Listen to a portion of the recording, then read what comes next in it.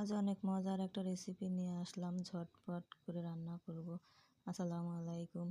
যারা মুরগির বুকের মাংস খেতে পছন্দ করেন না, ব্রয়লার মুরগির বুকের মাংস এইভাবে রান্না করলে কিন্তু খেতে দারুণ লাগে, মুরগিটাও খাওয়া হয়ে যায়।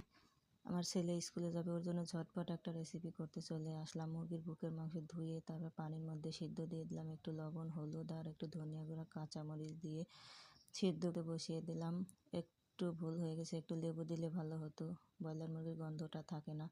তো যাই হোক, তাড়াহুড়া করতে গিয়ে ভুলে গিয়েছি। এখন অন্য একটা কড়াইতে তেল গরম করে কয়েকটা জিরা ফেলে দিয়ে তার মধ্যে বেশ খানিকটা পেঁয়াজ আর কাঁচামরিচ কিছুটা দিয়েছি, একটু আলুও দিয়েছি, দিয়ে ভালো করে নেড়ে চেড়ে এখন দিয়ে দেবো হলুদ, লবণ আর ধনিয়া গুঁড়া আর একটু সমস্ত রকমের মশলা কষানো, সেগুলো দিয়ে ভালো করে নেড়ে চেড়ে ঢেকে দিয়ে মাংসটাকে ঝুরি করে নেব। হাত দিয়ে ভেঙে ভেঙে সিদ্ধ মাংস ঝুরি হয়ে গেল, হাত দিয়ে ভাঙলে কিন্তু ঝুরি হয়ে যাবে। তারপর এখন ঢাকনা খুলে সিদ্ধ করা সেই মুরগির ঝোলটুক দিয়ে তারপর মাংসগুলো দিয়ে দেব। তারপর আরও একটু কষানো মশলা দিয়ে ভালো করে নেড়ে চেড়ে ঢেকে রান্না করব কিছুক্ষণ।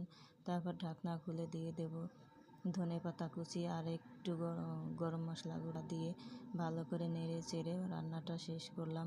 এদিকে ছেলে বসে রয়েছে রেডি হয়ে, স্কুলে যাবে, টাইম হয়ে গেছে। তো অমনি তাড়াহুড়া করে চুলার ওপর থেকেই ভাত বেড়ে দিয়ে ভাজিটা দিয়ে দিলাম, ছেলে খেয়ে স্কুলে গেল।